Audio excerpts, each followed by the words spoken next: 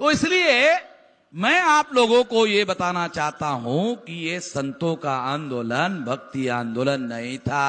होता तो ब्राह्मणों का ही काम कर रहे थे। यदि ब्राह्मणों का काम कर रहे थे तो ब्राह्मणों को संतों को मारने की जरूरत नहीं थी। यदि ब्राह्मणों ने उनको मारने की कोशिश की तो सिद्ध होता है कि उन्होंने उनकी व्यवस्था के विरोध में काम किया, इसलिए ब्राह्मणों ने उनकी हत्या करने का या हत्या करने का प्रयास किया।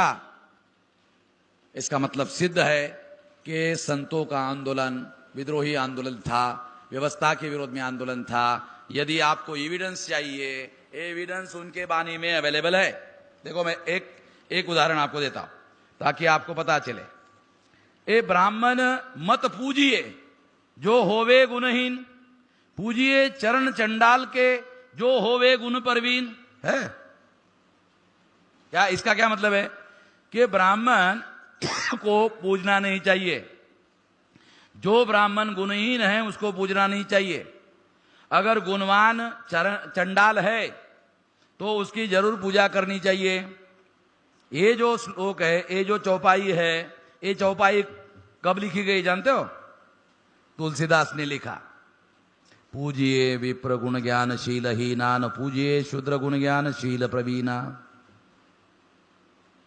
हमको संदर्भ मालूम होना चाहिए। ये रविदास ने ऐसा क्यों लिखा? गोसावी तुलसीदास ने लिखा। क्या लिखा? पूजिए विप्र गुण ज्ञानशील हीना, न पूजिए शूद्र गुण ज्ञानशील प्रवीणा। यदि शूद्र विद्या में, यदि ब्राह्मण मूढ़ है, विद्याहीन है, प्रज्ञाहीन है, चरित्रहीन है, बुद्धिहीन है, फिर भी जन्म से श्रेष्ठ है, इसलिए वो पूजा के योग्य है। यदि शूद्र प्रज्ञावान है, शीलवान है, चरित्रवान है, फिर भी वो जन्म से शूद्र है, इसलिए वो पूजा के योग्य नहीं है। तुलसीदास ने अपने चौपाई में ये लिखा। इसका जवाब देने के लिए इसके विरोध में रविदास जी ने लिखा, ब्राह्मण मत पूजिए जो होवे गुणहीन, पूजिए चरण चंडाल के जो होवे गुण परवीन। अब लड़ाई समझ में आ रही? लड़ाई है ब्राह्मणों की व्यवस्था में और रविदास जी की व्यवस्था में लड़ाई है, द्वैत है, संघर्ष है। सारा ज्ञान वेद में ही रखा हुआ है। ब्राह्मण कहते हैं सारा ज्ञान वेद में रखा हुआ है, सारे दुनिया का ज्ञान वेद में रखा हुआ है, ब्राह्मण कहते हैं। तो रविदास जी क्या कहते हैं? वेद के बारे में उनका 4 ही वेद किया खंडोती, 4 ही वेद का खंडन करता हूं। और वो ये मैं ऐलान करता हूं, ये चारों वेद का खंडन करता हूं, इस बात का ऐलान करता हूं कि इस वेद में किसी किस्म का कोई ज्ञान नहीं है। इसको पढ़ने से कोई आदमी ज्ञानी फैनी कुछ नहीं होता है, बकवास है लड़ाई, लड़ाई है। अगर ब्राह्मणों के धर्म में, ब्राह्मणों की व्यवस्था में, ब्राह्मणों के विचार के विरोध में लिखित दस्तावेजी प्रमाण रविदास जी उसके विरोध में कहते हैं, इसका मतलब यह है कि हमारे महापुरुषों के द्वारा ब्राह्मणों की व्यवस्था के विरोध में विद्रोह का आंदोलन चलाया जा रहा था। और जिस समय में रविदास जी जीवित थे उस समय में रविदास जी उसका नेतृत्व कर रहे थे, कोई सामान्य काम नहीं कर रहे थे। नेतृत्व करना कोई सामान्य मामला नहीं। नेतृत्व करने का मतलब है लाखों लोगों को प्रेरणा देकर वही कार्य करवाना जो कार्य वो खुद करते थे।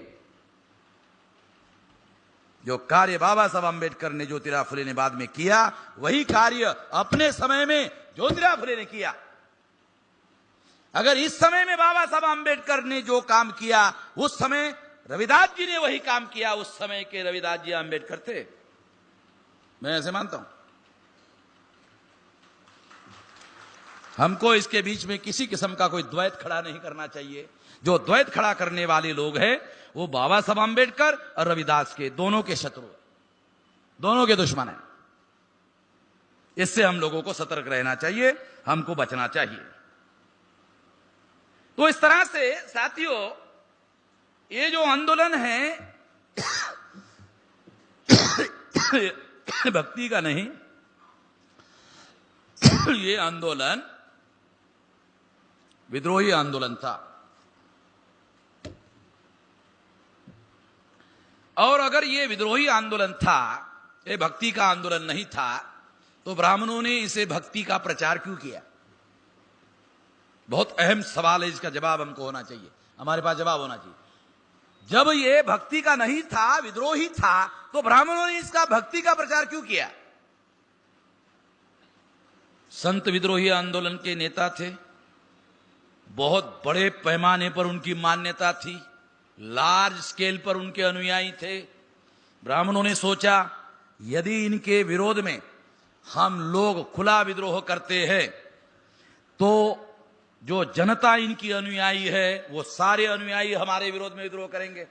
इसलिए हमको ये तरीका अपनाने के बजाय हमको ये प्रचार करना चाहिए कि ये जो संत थे ये भक्ति का आंदोलन चला रहे थे, और हमको ये कहना चाहिए कि संत महान क्यों हुए? तो ब्राह्मणों ने कहा वो भक्ति करते थे। संत महान क्यों हुए? क्योंकि वो भक्ति करते थे, और भक्ति करने की वजह से वो महान हो गए। यदि आप लोगों को महान बनना है तो संतों की तरह आपको भी भक्ति करना होगा। इसका मतलब है भक्ति के जाल में, भक्ति के चक्रव्यूह में हमारे लोगों को फंसाने के लिए और हमारे संतों का जो महान विद्रोही आंदोलन था उसका ब्राह्मणीकरण करने के लिए योजना बनाकर, प्लान बनाकर उन्होंने इसे भक्ति का आंदोलन घोषित किया, प्रचार किया। हम लोग इस दावपेच को, इस षड्यंत्र को समझ नहीं पाए, इस वजह से हमने भी उसे भक्ति का ही आंदोलन माना। भक्ति का आंदोलन मानने से संतों का आंदोलन का ब्राह्मणीकरण हुआ, और संतों को मानने वाले लोगों का भी ब्राह्मणीकरण हुआ। पहले संतों के आंदोलन का ब्राह्मणीकरण हुआ, फिर उसको मानने वाले लोगों का ब्राह्मणीकरण हुआ। मानने वाले लोगों का ब्राह्मणीकरण होने के बाद मानसिक रूप से ब्राह्मणीकरण होने की वजह से वो ब्राह्मणों के मानसिक गुलाम हो गए।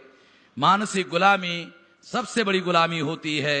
मानसिक स्वतंत्रता वास्तविक स्वतंत्रता होती है। जो मानसिक रूप से स्वतंत्र नहीं होता है वो वास्तविक रूप से स्वतंत्र नहीं होता है। संतों की वाणी मानसिक रूप से मुक्त करने का आज भी बहुत बड़ा जरिया है, आज भी। इसलिए मैं ऐसा मानता हूं कि संतों के बारे में जो कथा कहानियां किंवदंतियां प्रचार में लाई, उससे ज्यादा, उससे बेहतर उनका जो ओरिजिनल साहित्य है उसकी व्याख्या करनी होगी, उसका इंटरप्रिटेशन करना होगा। और जो घुसपैठ ब्राह्मणों ने उनके नाम पर की उसके लिए एक कसौटी निर्धारित करनी होगी कि जो वैज्ञानिक या तर्क संगत नहीं है वो हमारे संतों का नहीं हो सकता, अंधश्रद्धा वाला नहीं हो सकता। कसौटियां हम निर्धारित कर सकते हैं और उसमें कौन सी बातों का मिलावट की गई है उसकी सफाई भी कर सकते हैं। ये काम हमारे अंदर जो विद्वान लोग हैं उन लोगों को जिनका संतों के आंदोलन का अभ्यास ज्यादा है उन लोगों को ज्यादा बड़े पैमाने पर करना चाहिए। आने वाले समय में हम जो संतों के आंदोलन के बारे में ज्यादा जानकार लोग हैं, जैसे यहाँ हमारे महाराज दादा महाराज बैठे हुए हैं, तो मैं उनको अनुरोध किया कि महाराष्ट्र में ऐसे बहुत सारे और लोग हैं जो साहित्य के बारे में बहुत गहरी जानकार रखते हैं, तो वो सारा शुद्धि अभियान शुरू किया जाए। शुद्धि अभियान, उसमें मिलावट किया पंडितों ने, ब्राह्मणों ने, उसका शुद्धि अभियान चलाना होगा।